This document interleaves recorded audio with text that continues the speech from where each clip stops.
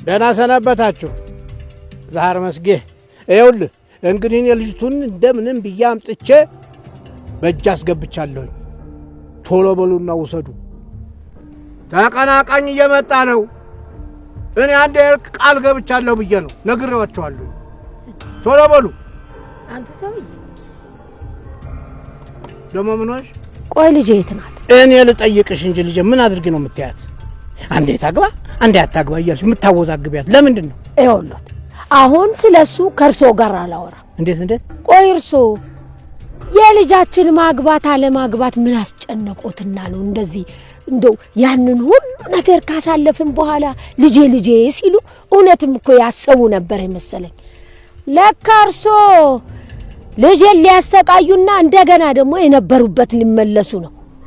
በሉ አሁን ልጄን ቶሎ ብሎ ይመልሱልኝ ጫፏ ሳይነካ። እንደ እናትነትሽ ሰከን ብትይ ነው የሚሻለው። እኔ ለልጅ የሚያስፈልጋትን ሆናትን አድርጋለሁ። እዚህ እየመጣሽ አትወብሪ ገባሽ? እዚህ እየመጣሽ ውብራታ ይቅርብሽ። እኔ ከርሶ ጋር ምን አነታረከኝ? ማረገውን አውቁ የለ ይጠብቁ። ሰላም ውድ የተከበራችሁ የቻናሌ ተከታታዮች እንዴት ናችሁ? ከኔ ጋር ሁሉ ሰላም ነው። ሰላማችሁ ብዝት ትርፍ ይበልልኝ ባላችሁበት ውድ ቤተሰቦቼ። ለዚህ ቻናል አዲስ ከሆናችሁ ሰብስክራይብ አድርጋችሁ ቤተሰቡኑ ነባሮች እንኳን በሰላም መጣችሁ ብያለሁ። ተወዳጁ እንግዲህ የአደይ ድራማ ማለት ነው ዛሬ በድጋሚ ይዤላችሁ መጥቻለሁ። አወዛጋቢውና አስደንጋጩ ነገር እንግዲህ በለሊ ላይና በአደይ ላይ የተፈጠረው ነገር ነው። በደንብ አድርጌ ላባራበት የፈለኩት ነገር በአደይ እየተፈጠረውና በለምለም በተፈጠረው ነገር ላይ ነው ማለት ነው። ብዙዎቻቸውን ያወዛገባቸውና ምን እየተፈጠረ ነው ብለው ለራሳቸው ጥያቄ የሆነባቸው የለምለም ጉዳይ ነው። እዛ ጋር ደግሞ አደይ ስልክ ማንኛቸውም ስልክ ሲደውሉላት ለማንኛቸውም ሰዎች ስልክ እያነሳች አይደለም።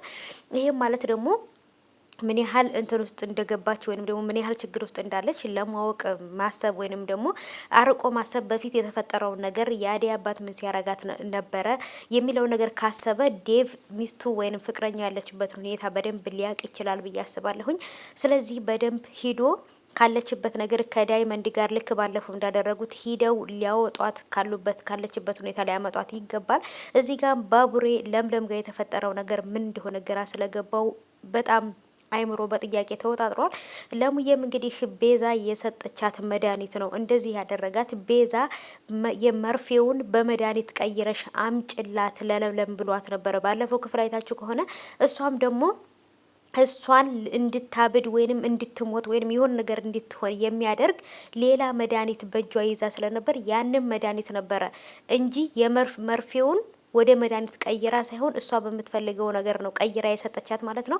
እጅግ በጣም የምታሳዝንና ጨካኝ የሆነች ልጅ ናት ቤዛ ማለት ነው። እንደዚህ አድርጋ የልጅቷን ሕይወት አበላሽታባታለች። ያለባት በሽታ ሳያንሳት ሌላ በሽታ ጨምራላታለች ማለት ነው። እውነት የስራዋን ይስጣት ቤዛ ማለት ነው። ቤዛና ፍቅር ከጥፋትና ከክፋት ውጪ ሌላ ምንም የማያውቁ ማለት ነው። በጣም ነው የሚገርሙትና እና ደግሞ አደይ እንግዲህ አባትዮ በግዴታ ለሌላ ሰው ሊድራት ነው። ዴቭ ይህን ነገር በደንብ አድርጎ ሩጦ ወይንም ደግሞ በፍጥነት ደርሶ ከዚህ ነገር ሊያድናት ይገባል። አባትዮ ወስዶ በግዴታ ከሌላ ወንድ ጋር ካጋባት በኋላ ከክፍለ ሀገር ውስጥ አንድ ያገባችን ሴት ይዞ መሄድ ወይንም ማስኮብለል በጣም በሕግ ያስቀጣል። ስለዚህ ቶሎ ብሎ ካለችበት ነገር ሊያወጣት ይገባል ማለት ነው። የእውነት እንዴት ነው በዚህ በሰለጠነ ዘመን ሴት ልጅ እንደዚህ በግዴታ ካላገባሽ በጣም የሚያሳዝን ነገር ነው።